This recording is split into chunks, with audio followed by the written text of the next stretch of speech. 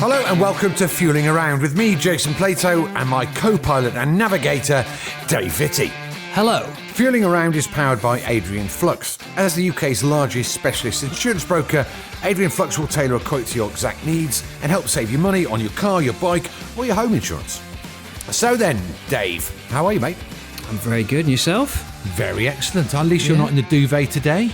I'm not in the duvet today. I found that actually, much as the sound quality is superior, trying to be under a duvet for an hour to do this podcast is not practical. We should point out, by the way, as we do with these, that this particular episode is recorded during lockdown restrictions through virtual internet reality. I'm in my house, JP is in his house, and our special guest is standing by in the wings in their secret residence. Oh. Is this when I talk? Do I talk now?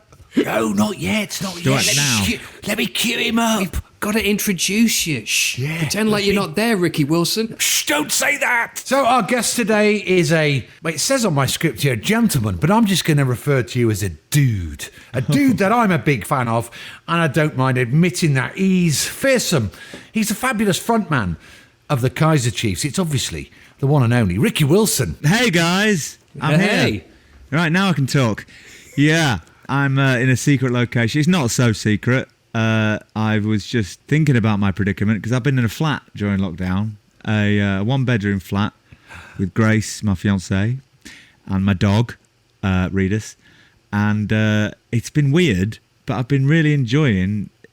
I think all married-to-be couples should have to go through it because I've actually discovered I quite like her. Which is nice. Well, do you know, I can relate to that because I've actually discovered that I can be a bit nicer and a bit more, what's the word, present with my wife. And I've realised that she actually quite likes me more than I thought she did during this whole process, and vice versa.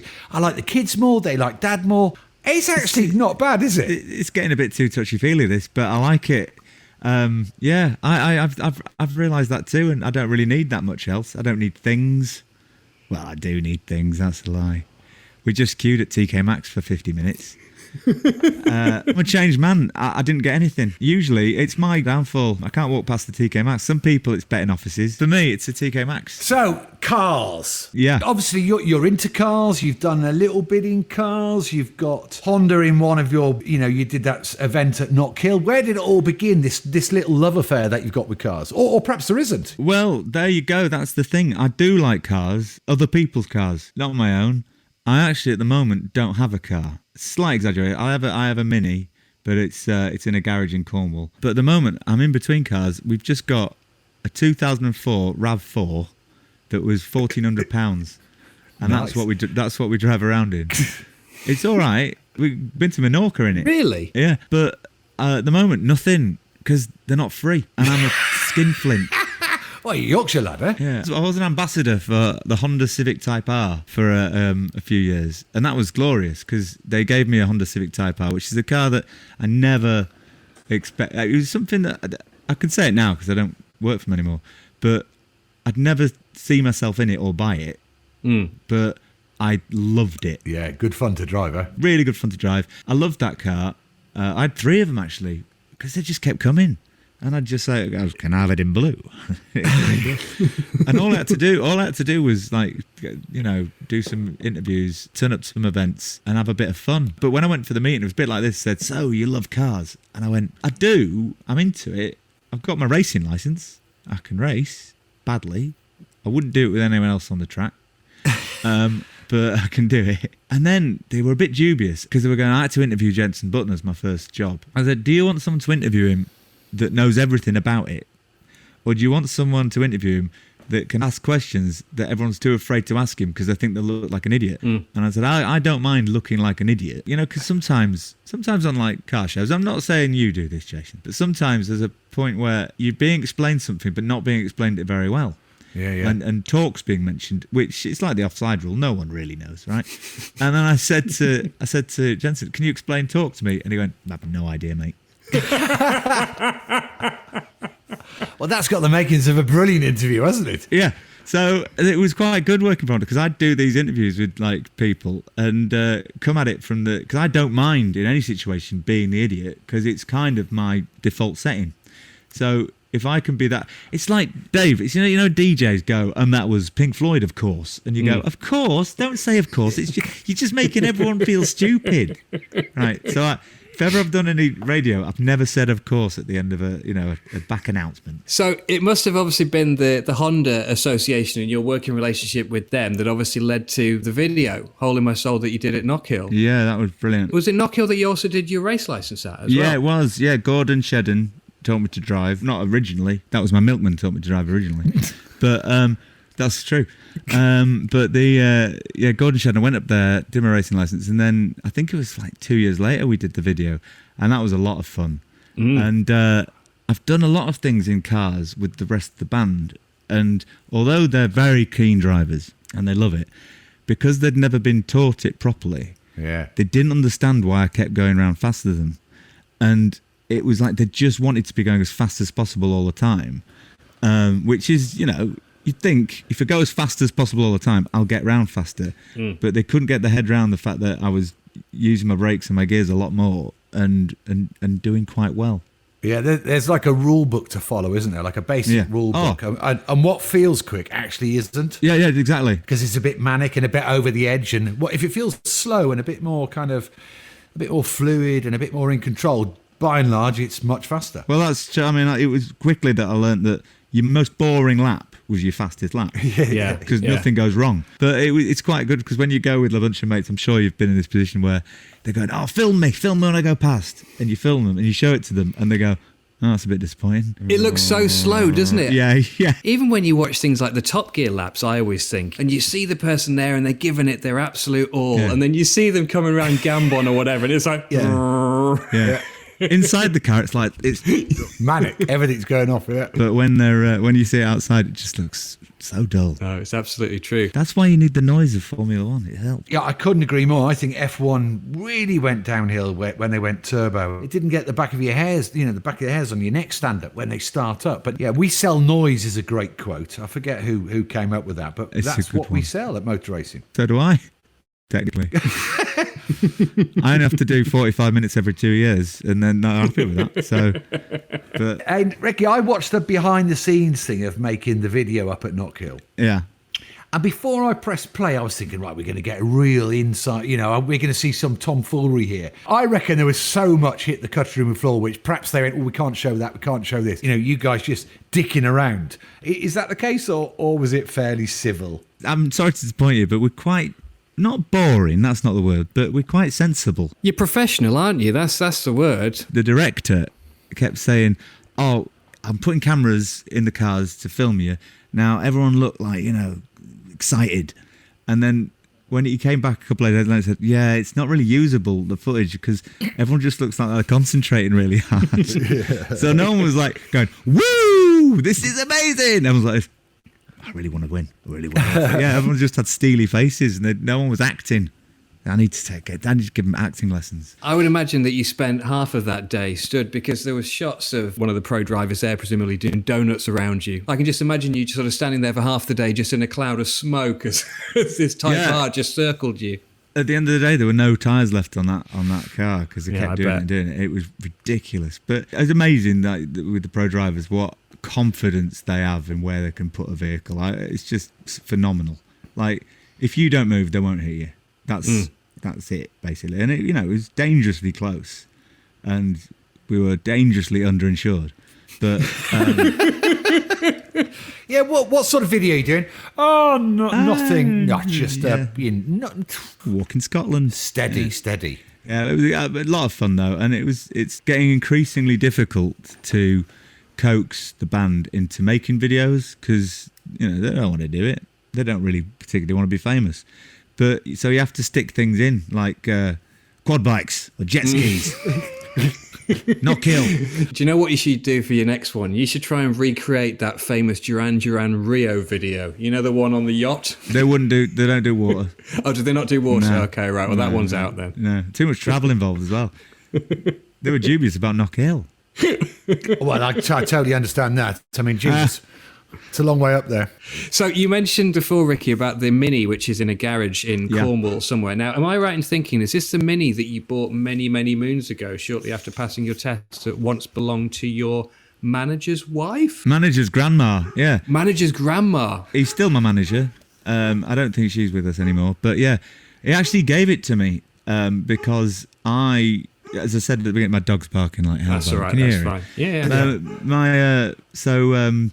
Yeah. This just proves we're in lockdown. This is all good content. So I'm notoriously tight with my money, and I wouldn't get a car. And then he didn't want to sell it because I think the thing about minis is they must be really hard to sell because you fall in love with them.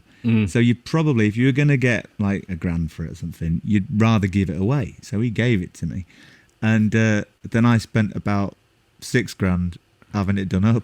Right, because I did fall in love with it, and now it looks amazing. It doesn't go because there's something wrong with the electrics that I've never figured out. If there's any experts there on electrics for minis, the battery just drains, and I have to keep it plugged in the garage. I'm not asking you for advice. I was going to say, I can't help you with that. No. Plug it in twice, I would say. Yeah, Find 2 plugs. but I started going to like Tesco's and disconnecting the battery when I went in. Oh, is that bad? Yeah, it was that bad. Yeah, Just so that you'd have some charge to get you home. yeah, or park on a hill. That was another one. And the fuel gauge doesn't work, so I have to keep stopping to make sure I've topped it up. Have you de-seamed it? De-seamed it. You know it's got external seams on a Mini. Oh no, I like the seams. Yeah, well, have you ever seen one with the seams taken off? No. Oh, it's a thing of beauty. Yeah, Is it really? looks really different. Yeah, they cut them off, then they put like a lead in there, and then they obviously put the paint and stuff on. Oh man, they just look incredible. I put bigger tyres on it, but then every time I went around a corner, the front ones would like scuff against the inside of the hub. You can only turn really gently. Yeah. You can't even do roundabouts in those things. No. Straight over.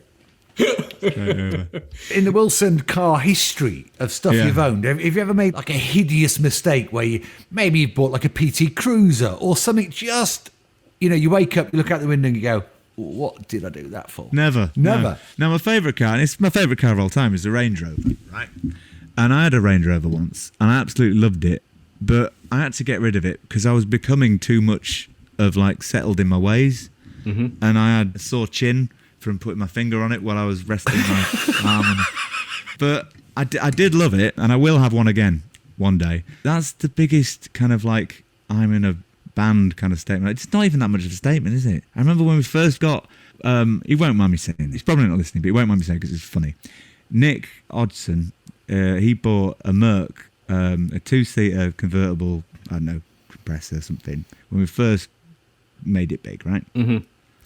And we were at some traffic lights and had the top down, and I Predict a Right came on the radio, and we both suddenly felt so embarrassed because we were in Leeds, and you're just thinking, oh, we look like a complete couple of... Sorry, I can't swear on this. So at that point I thought, I shouldn't really get a flashy car for a while, because if you feel uncomfortable in your own car, you're in the wrong car. I'd have thought that actually the Range Rover, because I know that there was obviously a time when you were travelling between London and Cornwall. Yeah. You were living down there, you were obviously working in London, you were doing a lot of long journeys. Surely the Range Rover was the perfect, comfy Absolutely. vehicle for that, was it not? Yeah, you just pointed it. It's like a sofa on wheels. Yeah, and it ended up in Cornwall somehow. I enjoyed that. No, I loved it completely, and yeah, I really do miss it, and I've talked about it now for a little bit of time, and now I'm thinking that's what I definitely want. I saw the 50th anniversary one yesterday, and I was a bit like, yeah, now how can I wangle a deal with them? Yeah, little black book, let's go through that. Yeah. And then we know that there will be a future Kaiser Chiefs video shot on a track somewhere with Range Rovers donutting around you and Peanut and Whitey and the lads. No, because I don't want them to have one either. I'll just do. I'll save that for the solo. The difficult solo album. Yeah. Oh no, it'll be easy. I'll be on my own. It'll be terrible, but it'll be easy. Anything on the radar for the future, car-wise? Or bike? Bike? No, I don't get on with bikes. I've got a bike. I've got a Triumph Bonneville, the replica of the Steve McQueen one. Mm-hmm. You know, There you go. they only made 999 of them, and mine's done no miles. It's brilliant for drying tea towels on. It sits in the hallway. But I love it completely. I do sit on it and go broom on it sometimes. I took my test twice for bikes, and I was just terrible at it. I couldn't turn left. Right, so I was fine with. But I think everyone should take the bike test, because it does make you a better driver in a car because you become a lot more aware Yeah. of bikes. Well, I think you're right, because you're so much more vulnerable on a bike. Yeah. That, yeah, it is a good thing. And obviously we all know about the classic bike accident. It's people driving and not looking, and turning right and then suddenly bang. Yeah, I think it's a good discipline for everybody because it does make you more aware of other stuff on the road. It does. But the other reason I don't motorbike is I remember after my first test, I parked up, I got in the car, emptied my boots of water, put the radio on, put the heater on, and went, now I'm in a Range Rover. Well, this is good. I'm a car person. We asked people about their fantasy two-car garage, and I think I already know what one of yours is. And actually, a lot of people vote to have something like a Range Rover in there, something big and comfy. But what's the other thing then? If your fantasy two-car garage, what's your fun thing? What would you sit beside it for the weekends? Oh, probably a really old, like a Jaguar D Type. Or something like that. Something where there's only a few of them. Yeah. Because, I'd want it for the specific reason of turning up at like Carfest and people being impressed. Like, you can have the best Mini in the world, which I'd like, but you could have the 10th best D-Type and it'd be amazing. So, yeah, something like that. Is that all right? Well, that's a mega choice, that. Number plates. Now, what are your thoughts on those? Have either of you two got private number plates? No. Do you know what? I do, but I don't use it anymore. Right. And Soph's got one which I bought years ago. I won a number plate in '97. Yeah. Some bloke came up to me in the paddock at Sir Silverstone and he had P180 and they were on plates and he went, "Do you want to buy that?" And I went, "Ooh, that's a bit tasty." And I just happened to be stood with the marketing director of Renault UK, a guy called Andrew Luck, and Andrew said, "Well, you can have that." I went, £1,800 it's a bit too rich for me. I don't. And he went, "Look, I'll tell you what, if you win this next race, I'll buy that for you." So I own the plate. Wow. So that was cool. And I love this thing, but similar, I just kept on getting clocked, or if I parked it slightly wrong, it would be on social media. Or It's such a weird thing because it's something I'd like, but it's also a little bit like putting your gold discs up. I like it, and I'd like to have the confidence to do it, but I just don't think I'd manage, I don't know. I think there's some that look good, but I think there's so many. You see something. I'm trying to think of a good example now, and I can't. But I was behind one the other day, and I was kind of like, well, obviously her name is Louise because it looks a little bit like Louise, but only very slightly, And it's when they're so tenuous. And then the other thing I don't get is the fact that they have the spaces done illegally to obviously, make it look like it's something J or whatever. A black screw. But the thing is, surely they must get pulled all the time by the police. Yeah. If they've got an illegal space number plate. I quite like a funny, humorous number plate. I mean, do you know a guy called Steve Parrish, Ricky? Yes. Do you know him? Yeah. He was a pro motorbike rider. In fact, he's Barry Sheen's teammate years ago. He does a bit of TV on the Isle of Man TT. Anyway, he's got PEN1S. Yeah. And I mean, it's a belter. Are you talking about his number plate or his actual? That's his email address. Yeah. There are some that are funny, but there are. I mean, I do smart. If you drive through Chelsea, sometimes there's a guy that's got two cars in his driveway, and the number plate is 2B, and the one next to it is not 2B, which I think's pretty good. But then he always has to park in the right order. Well, it's a bit like Ant and Dec. They have to sort of stand the right way around, don't they? Exactly.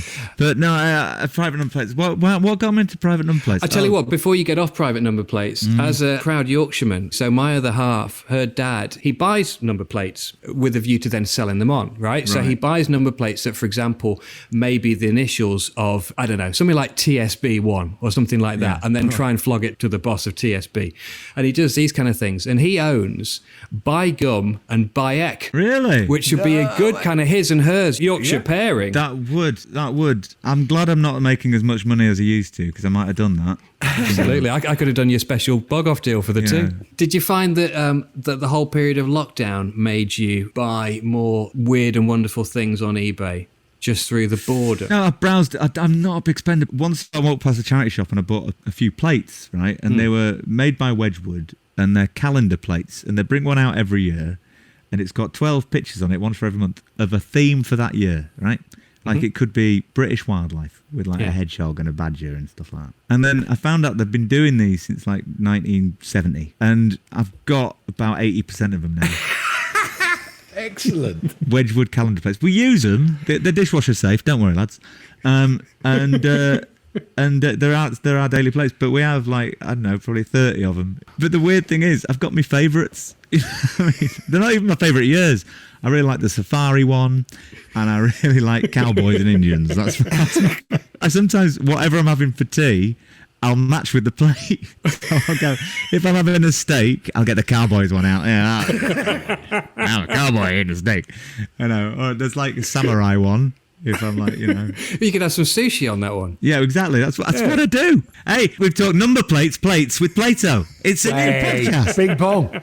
Yeah. Hey, I haven't said the second car either. Let me just tell this. Because we did the cars in the garage, and I said a D Type, but the other one, I was going to go Range Rover, but you know when you get those companies that do up camper vans, not like old VWs, but like a van, like a Sprinter or something like that, and make them amazing side. I would love a perfect camper van, but from the outside it looked like a beat up van, but inside was amazing. A bit like, you know, in Coming to America, where the guy that goes with Eddie Murphy, his aide or whatever it was, confidant, goes with him and spends all the money on doing up the inside of his flat with a hot tub and neon lights and stuff like that. It'd be like that. It'd be so plush inside. I'm with you on that because I do have a hankering for a camper van. There's a friend of mine bought one. It was a fully kitted out VW Transporter. And the guy who'd had it was a motorcycle racer, and he used to take it to his meets at the weekend, and obviously that's where he lived, and it was perfect for that. And anyway, he had a crash. He's still with us, but anyway, he stopped racing. So this thing was immaculate, had everything on it. And my mate decided this was what he was going to do, and he did all the calculations, and he said, listen to his missus, imagine all the money that we're going to save on holidays that we don't have to go on with the kids. I'm going to sell all my Star Trek figurines that are in the loft. I'm going to put all this money together, and I'm going to buy this thing. And you know what? He did. And this is what they do. And they go off and they just go and park somewhere, and that's their holiday life. How cool. She fell for that, did she? Yes, she did. Yeah, I like it. I think it's one of those things that in reality, I'd want to hire one first. Yeah. Before I've then parted with the thick end of 30 grand or something like that on one that I don't need for more than 2 weekends a year. Joe, I did an item a little while ago on Fifth Gear about camper van or caravan. And I was always camper van, definitely. But actually, when we lived with it for a couple of days, the caravan's the tool. Really? Have you seen that camper van though? It's like more of one of those American big ones where you get a little sports car that comes out the back. Yeah. Now that's an exception. Right, yeah. That's the best one, yeah. Something a bit fast up its bum. That's the thing to, But you need one the size of that Meet the Fockers motorhome, though, to incorporate one of those, don't you? You need a huge, great thing. You do. And I don't know why I want one of these, considering I've spent half my life on tour buses. But I like the idea of one just for me, that I go up front and drive. I'm telling you too much here, but sometimes when I can't get to sleep at night, I imagine I'm on a camper van and I'm off like that. Just, you know. Where is it? Do you ever imagine yourself be somewhere else when you try to get to sleep? Do you?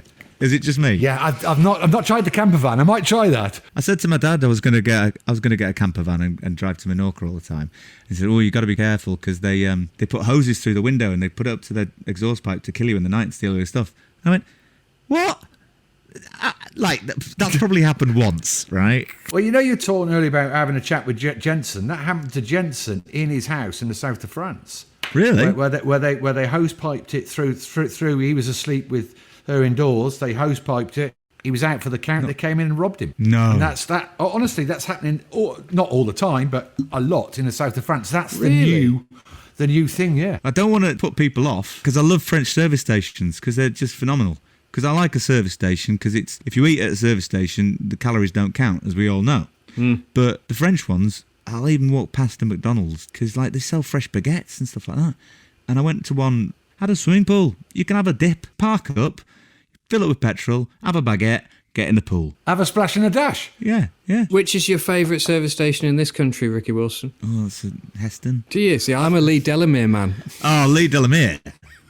It's where they always met up in Gavin and Stacey, isn't it? Oh, of course, yes, it's halfway, isn't it? It's halfway, yeah. You know, to have a favourite would... they're like your children, aren't they? You can't really have a favourite.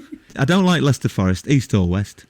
So when I went up to Leeds all the time, I heard a horror story about one and I stopped using that one. Something to do with the toilets. I won't go into There's it. something not right about going on the bridge to get grub, is there? No, you know when there's a sign and you think, oh, I'll stop here, it's got a Burger King. Let's go the other side. It's false advertising. False advertising. I couldn't agree more. You know, you turn up there and you're going northbound. They say they've got a Marxies. Do they? It's southbound. It's on the other side. You know, it's not right. No. It's not right. And often you have a better side, don't you? You have a side which has all the good stuff, and then all the crappy stuff is on the side that you're on. And which side's that, though? Going up or down? Well, You must have had the conversation. You've all had it in the car with your missus or someone where you're passing one. You go, should we stop at this or risk it for the next one? It's like playing cards right, isn't it? Do you not do that with petrol sometimes? Play the game of Risk? Where you go, I'll make it to the next one. I've done that. Yeah. Do you think now this is dangerous? Do you think that they lie to you with the petrol gauge now it's digital? You know, and it keeps going down percentages. Yeah. Do they lie to you? I think they do, and that's why I play kind of Russian roulette with it, because I think, I got loads. I can get home. But how much more do you think you've got? Like, I reckon you've probably got 20, 30 miles. do you think after it goes to zero? Yeah. see, what I like to do is I like to fill up and then actually drive really, really sensibly for a little while and just watch the numbers go up. Because actually, when you filled it up, it's saying 560 miles or something, and you're kind of going, You're making money. 600. You're making. I'm making money. I'm creating petrol. So I'm driving at 56 miles an hour up the motorway, watching this go up from 560 to 570. I'm going to be 600 soon. I wonder if I can get to 630. Yeah. So, Ricky, tell me if this is true. There is a rumour that I have heard that you and Jason Plato may be doing something of a job swap at a car and music festival coming up. Is that true? Yeah, well, a lot of things get said at festivals, don't they, Jason? Normally over a beer or two or something like that. Yeah, or more. But at Carfest, we decided that Jason was going to become the frontman of a rock and roll band. Maybe for one song. I don't think he could. Half a song. But yeah, do you know what? I mean, I'd love it. It would be you? ace.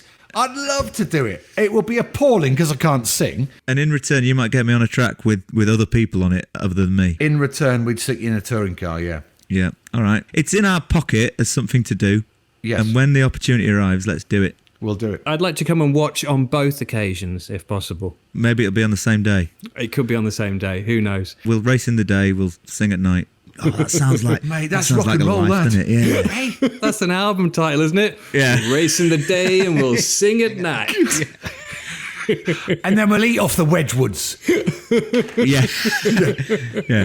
Racing and a rocking. Ricky, it's been brilliant. Thank you so much for joining us for this very relaxed, loosely car-based chat. It's been a pleasure talking to you, and we will see you when lockdown allows. Thank you. Bye, guys. That's about it for this episode of Fueling Around, powered by Adrian Flux. As the UK's largest specialist insurance broker, Adrian Flux will tailor a quote to your exact needs and help save you money on your car, your bike, or your home insurance. Now, don't forget to get in touch with us on Twitter at Jason Plato or at David Vitty. And if you like what you heard, feel free to give us one of them big ratings, press the subscribe button, and share the podcast on all your socials. That's it. We're off. We'll see you next time. Ta-da.